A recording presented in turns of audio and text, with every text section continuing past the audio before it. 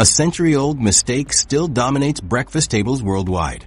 A decades-old accident sits in nearly every American home. A wartime failure became a billion-dollar toy empire. These represent household products that weren't invented through careful planning or brilliant design. They were stumbled upon by accident. Within laboratories, kitchens, and workshops, researchers and inventors, pursuing completely different goals, accidentally created some of the most successful consumer products in history. From food items that transformed entire industries to toys that captivated generations. These chance discoveries continue to shape our daily routines in ways their creators never imagined. Today we're exploring 10 of these accidental household staples that continue to dominate markets in 2025, proving that sometimes the most revolutionary innovations emerge from the most unexpected failures. These stories reveal how curiosity, persistence, and a willingness to recognize opportunity in mishaps can transform accidents into empires. The breakfast revolution born from religious extremism. The breakfast cereal industry represents about $6 billion annually in the United States alone, with this massive market tracing back to 1894 Battle Creek, Michigan, where Dr. John Harvey Kellogg operated the Battle Creek Sanitarium with the fervor of a religious crusader. Kellogg wasn't just any physician. He was a Seventh-day Adventist who believed that diet directly controlled human morality and spiritual development. His sanitarium attracted wealthy patients seeking health cures, but Kellogg had a hidden agenda that went far beyond physical wellness. Dr. Kellogg maintained that certain foods stimulated what he considered dangerous human impulses. He particularly targeted meat, spices, and anything with robust flavor, convinced these foods encouraged immoral behaviors. The doctor preached that bland, flavorless food was essential for achieving moral and physical purity. He spent countless hours developing recipes that would be as tasteless as possible while still providing basic nutrition. His goal was creating food so boring that patients would eat purely for survival rather than pleasure. The sanitarium kitchen became Kellogg's laboratory for moral nutrition. He experimented with endless combinations of grains, nuts, and vegetables, systematically removing any trace of flavor or appeal. Patients regularly complained about the terrible food, with many checking out early rather than enduring another meal of Kellogg's flavorless creations. The doctor interpreted these complaints as proof that his patients were still enslaved by their base appetites. He doubled down on his efforts, determined to create even blander alternatives that would force spiritual enlightenment through culinary suffering. Month after month, Kellogg tested new grain preparations, seeking the perfect combination of nutrition and monotony. He tried various cooking methods for wheat, corn, and oats, often working late into the evening in his quest for the ultimate bland food. His experiments consistently failed to satisfy patients, who found his grain concoctions either too hard, too mushy, or simply inedible. The mounting failures only intensified Kellogg's obsession with finding the right formula. He believed that if he could just create the perfect tasteless food, he could cure humanity of its moral weaknesses through diet alone. One evening in late 1894, exhaustion overwhelmed the doctor during another round of wheat experiments. He had been working for hours trying to create a palatable grain dish that met his strict standards for moral purity. After boiling a large batch of wheat, Kellogg planned to process it further, but fatigue forced him to abandon the project. He left the cooked wheat sitting in pots overnight, intending to resume work the following morning. This moment of human weakness would accidentally change breakfast forever. The next morning, Kellogg discovered that his abandoned wheat had dried out completely overnight. The grains had become stale and seemingly ruined, representing another failed experiment in his long series of disappointments. Rather than discarding the dried wheat immediately, Kellogg decided to attempt salvaging the batch through mechanical processing. He and his brother Will Keith ran the stale wheat through heavy metal rollers, expecting to create some form of flour or paste from the dried grains. Instead of producing the expected powder, the rollers created something entirely unexpected. The dried wheat emerged as thin, crispy flakes unlike anything the brothers had seen before. Each grain had been transformed into a delicate sheet that maintained its shape while becoming completely crispy. The texture was revolutionary. Light, crunchy, and easy to chew. Kellogg initially viewed these flakes as another failure, but his practical brother, Will Keith, suggested they serve the accident to patients rather than waste the entire batch. The sanitarium patients received their breakfast flakes with typical resignation, expecting another tasteless ordeal from Dr. Kellogg's kitchen. However, something remarkable happened during that morning meal. Patients actually enjoyed eating the crispy flakes, especially when served with milk. The accidental texture made the bland grain palatable in a way that Kellogg's previous experiments had never achieved. Word spread quickly through the sanitarium that breakfast had become genuinely edible for the first time in months. Dr. Kellogg recognized the significance of this accidental discovery immediately. He had finally created a grain product that satisfied his moral requirements while actually appealing to human taste preferences. The flakes contained no stimulating spices or flavors, meeting his strict standards for spiritual purity. Yet patients requested second helpings, suggesting that the unique texture compensated for the deliberate blandness. Kellogg began experimenting with different grains using the same accidental process, eventually perfecting a corn-based version of his wheat flakes. In 1896, Dr. Kellogg filed for a patent on his flaking process, officially documenting the accidental technique that created the first breakfast cereal. He initially named his creation Granos and marketed it exclusively through his sanitarium's mail-order business. The product gained popularity among health-conscious consumers who appreciated having a convenient breakfast option that required minimal preparation. However, Kellogg remained focused on the sanitarium business rather than commercial food production. Will Keith Kellogg saw far greater potential in their accidental discovery. While his brother continued preaching about moral nutrition, Will Keith recognized that the flaking process could create a massive consumer market. He eventually broke away from the sanitarium to establish the Battle Creek Toasted Corn Flake Company in 1906. Will Keith added sugar to make the flakes more appealing, directly contradicting his brother's anti-flavor philosophy. This business decision transformed their religious accident into a commercial empire. The corn flakes that emerged from Will Keith's company bore little resemblance to Dr. Kellogg's original moral food experiment. Marketing campaigns emphasized convenience and taste rather than spiritual purity, appealing to busy American families seeking quick breakfast solutions. The product's success inspired dozens of competitors, creating an entire industry built on variations of the Kellogg brothers' accidental flaking process. Battle Creek became known as the cereal capital of America, as numerous companies established operations there. Today's breakfast cereal market demonstrates the lasting impact of Dr. Kellogg's accidental discovery. The basic flaking process that emerged from one night of forgotten wheat remains the foundation for hundreds of modern cereals. Major manufacturers continue using variations of the technique that the Kellogg brothers patented in 1896, proving the enduring value of that 1894 accident. This massive market emerged entirely from a religious zealot's failed attempt to suppress human appetite through bland food. Yet his accidental flakes became one of humanity's most enduring food obsessions. But religious experiments weren't the only source of accidental household discoveries.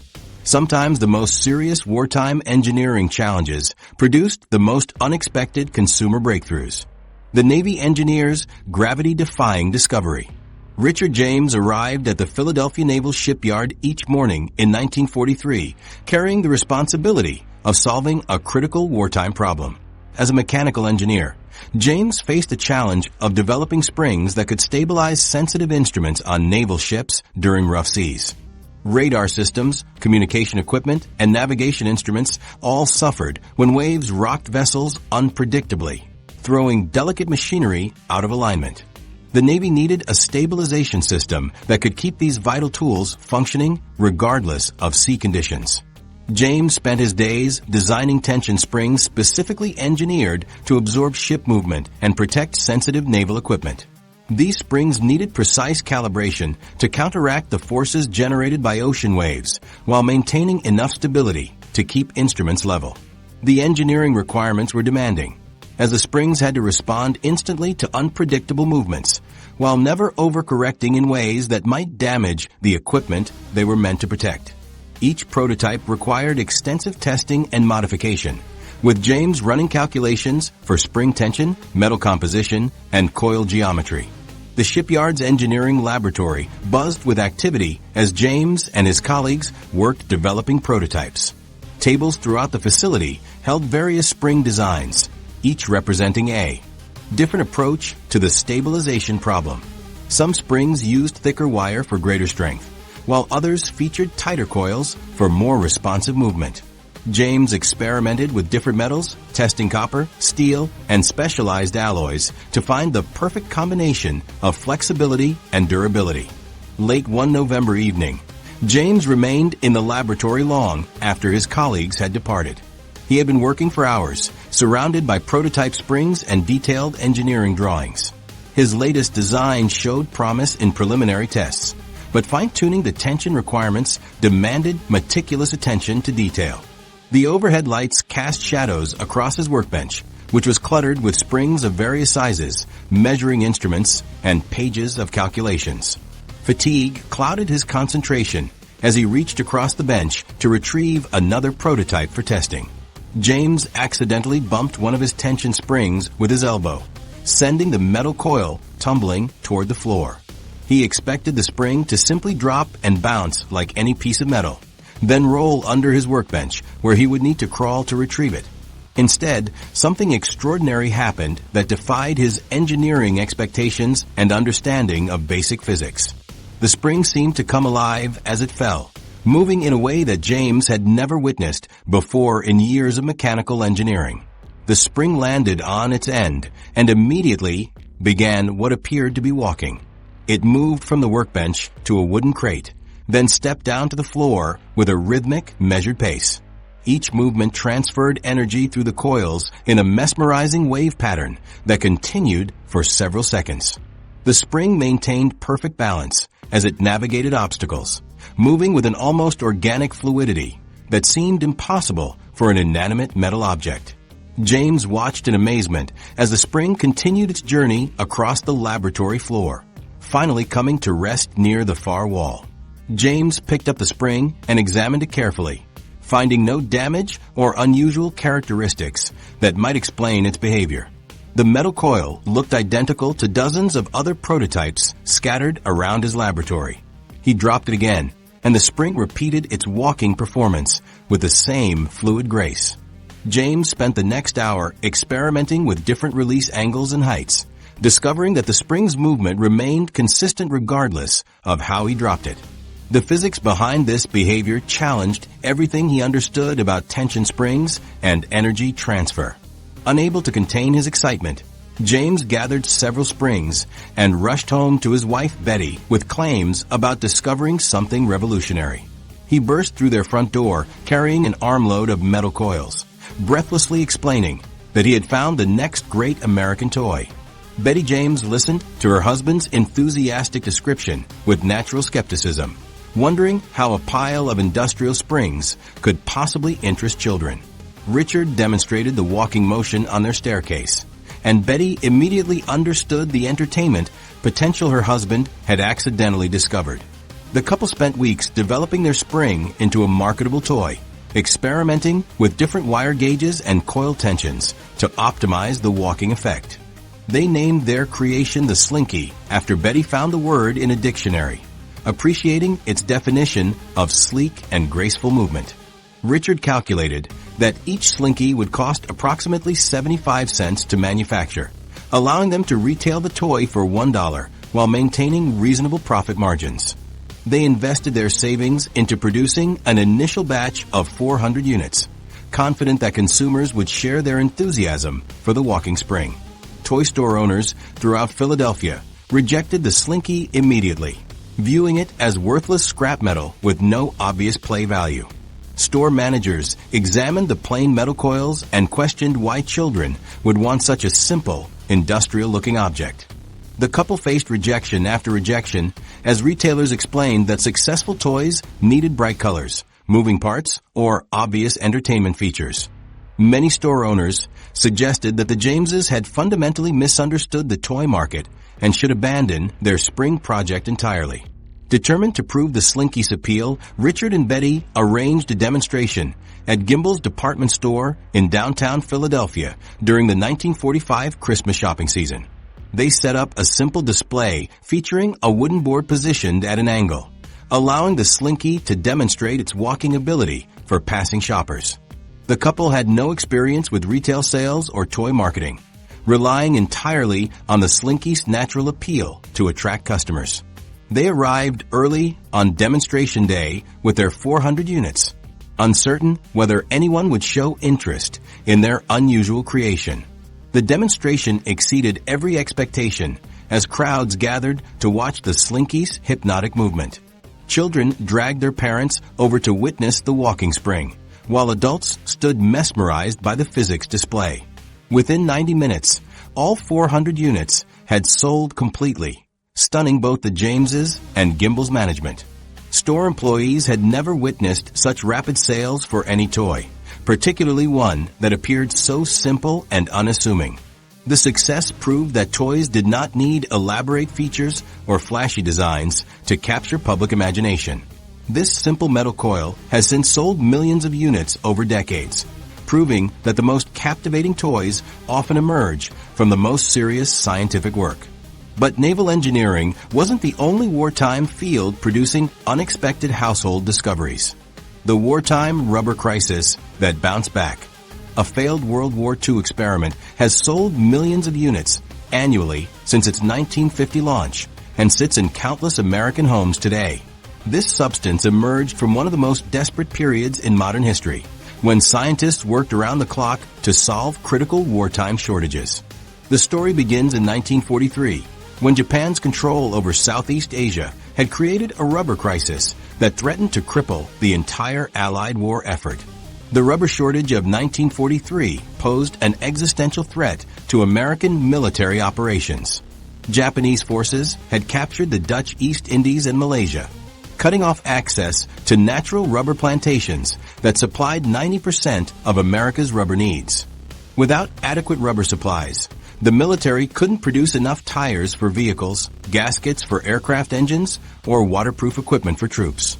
Tank treads wore out faster than they could be replaced, and bomber missions faced cancellation due to tire shortages. The crisis forced American industry to find synthetic alternatives or risk losing the war through supply chain failure. General Electric's research laboratories in Schenectady, New York, became ground zero for solving America's rubber problem. The company assigned its best chemists to develop synthetic rubber that could match the performance of natural materials while using readily available domestic ingredients. The pressure was enormous, as every failed experiment potentially cost Allied lives on distant battlefields. Military contracts worth millions of dollars awaited the first company to crack the synthetic rubber formula, making this research both patriotic duty and business opportunity. James Wright arrived at General Electric's laboratory each morning knowing that American soldiers depended on his success. The 35-year-old chemist had built his reputation through methodical experimentation and careful attention to chemical properties. Wright understood that synthetic rubber required finding the perfect balance of flexibility, durability, and temperature resistance. Natural rubber achieved these properties through complex molecular chains that had evolved over millions of years, challenging chemists to replicate nature's perfection using artificial materials. Wright's laboratory resembled a battlefield of failed experiments, with dozens of rejected formulas scattered across his workbenches. He had systematically tested hundreds of chemical combinations, each promising to unlock the secrets of synthetic rubber production. Early attempts produced materials that were either too brittle in cold weather or too soft in heat, making them useless for military applications. Wright documented every failure meticulously, understanding that each unsuccessful experiment eliminated one possible path toward the solution. One autumn morning in 1943, Wright decided to experiment with combining boric acid and silicone oil, two chemicals that had never been mixed for rubber research. He expected this combination to produce another disappointing result in his endless series of failures. But scientific thoroughness demanded testing every possible formula. Wright measured the chemicals carefully, following his standard protocols for combining new substances. He mixed the boric acid into the silicone oil slowly, watching for any immediate reactions that might indicate promise or danger. The mixture began behaving unlike anything Wright had encountered in months of rubber research. Instead of forming a solid mass or remaining liquid, the substance seemed to exist in multiple states simultaneously. When Wright poked it with a stirring rod, the material felt solid and maintained its shape. However, when he stopped applying pressure, the substance flowed like thick liquid across his workbench. This dual behavior contradicted basic principles of chemistry that Wright had studied throughout his career. Wright's confusion turned to excitement as he discovered more unusual properties of his accidental creation. The substance bounced when dropped, reaching heights 25% greater than natural rubber balls.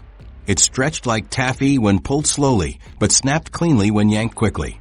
Most remarkably, the material could transfer ink from newspaper pages, creating perfect mirror images of printed text and photographs. These properties suggested applications far beyond rubber replacement, though Wright couldn't immediately identify what those applications might be.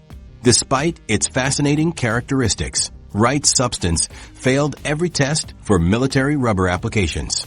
The material couldn't maintain consistent properties under temperature changes, making it unsuitable for vehicle tires or aircraft components. General Electric's management showed little interest in Wright's bouncing putty, focusing laboratory resources on more promising rubber alternatives. Wright continued working on rubber synthesis while keeping samples of his unusual substance for entertainment purposes. During company gatherings and dinner parties, Wright would demonstrate the material's strange properties to guests, who marveled at its ability to bounce, stretch, and copy newspaper images. These demonstrations provided Wright's only satisfaction from months of failed rubber research. The substance remained a laboratory curiosity for 7 years while Wright pursued other research projects. General Electric eventually solved its rubber problem through different chemical approaches, rendering Wright's bouncing material obsolete for its original purpose. Peter Hodgson encountered Wright's creation during a 1950 business meeting at General Electric, where the chemist was demonstrating various research projects to potential investors. Hodgson worked as a toy marketer, always searching for novel products that could capture children's imagination. While other visitors focused on serious industrial applications, Hodgson immediately recognized the entertainment value that Wright had overlooked for 7 years. The material's unique properties made it perfect for a children's toy. Hodgson negotiated licensing rights to Wright's formula and began developing it into a commercial product.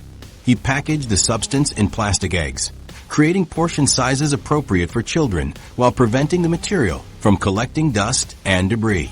Hodgson named his product Silly Putty, emphasizing the playful aspects that Wright had discovered accidentally during his serious rubber research. The toy launched in 1950, becoming an immediate sensation among children who had never seen anything behave like Wright's accidental creation. Silly Putty's success exceeded all expectations, generating millions in revenue during its first decade of sales. The toy became so popular that NASA included it on Apollo 8, where astronauts used it to secure tools in zero-gravity conditions. Wright's failed rubber experiment had accidentally created a product that would entertain children for generations while serving unexpected scientific purposes in space exploration. But wartime laboratories weren't the only places where accidents created lasting household products. Sometimes the most innocent childhood moments, the child genius who froze summer.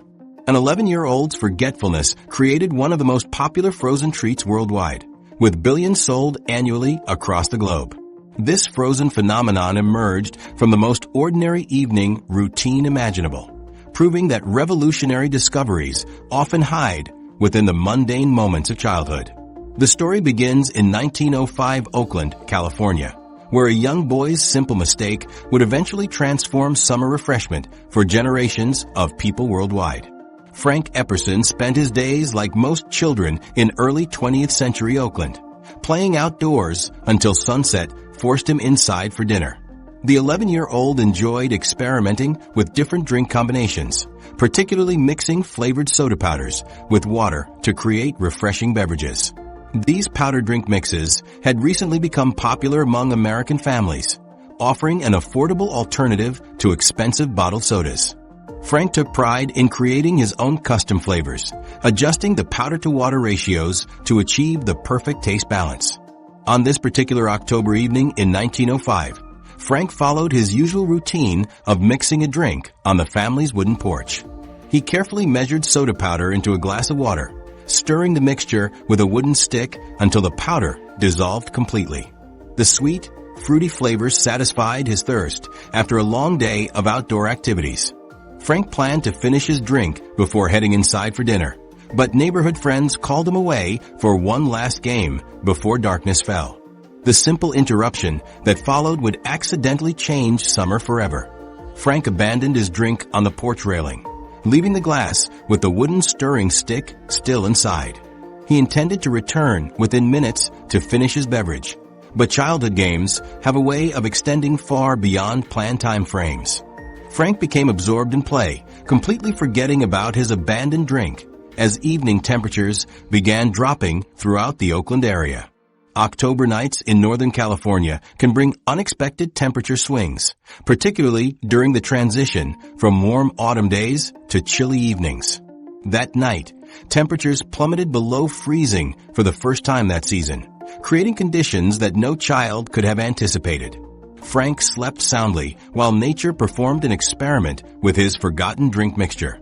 The combination of soda powder, water, and wooden stick was about to undergo a transformation that had never occurred before in human history. The overnight freeze transformed Frank's forgotten mixture into something no child had ever experienced before. The liquid had solidified completely around the wooden stirring stick, creating a frozen cylinder of flavored ice. The wooden stick now served as a perfect handle for the frozen treat, allowing easy extraction from the glass without mess or difficulty. The consistency was neither too hard nor too soft, maintaining the ideal texture for eating while preserving the original flavor throughout the frozen structure. Frank's morning discovery filled him with wonder and excitement as he examined his accidental creation. The wooden stick provided an ingenious handle that allowed him to extract the frozen treat cleanly from a glass. He tentatively tasted his discovery, finding that the freezing process had concentrated the flavors while creating a refreshing texture unlike anything he had experienced. The treat was cold enough to provide relief from warm weather, but soft enough to bite comfortably, representing the perfect balance for a frozen refreshment. Frank recognized immediately that he had stumbled upon something special, though he couldn't predict the global impact of his discovery. He began experimenting with different flavor combinations and powder concentrations, perfecting his accidental technique through trial and error. Each evening, Frank would prepare new mixtures and leave them outside overnight, waking to find various frozen treats waiting for his evaluation. The wooden stirring stick remained essential to the process, providing both mixing tool and serving handle in one simple implement. Frank kept his discovery secret for years, delighting neighborhood friends with his mysterious frozen treats during warm summer days. He became the most popular child on his block, as friends eagerly awaited his latest frozen creations. Frank took pride in his secret recipe and technique, carefully guarding the simple process that created these magical treats. He experimented with different flavors, stick sizes, and freezing methods, gradually perfecting his original accidental discovery through years of dedicated experimentation.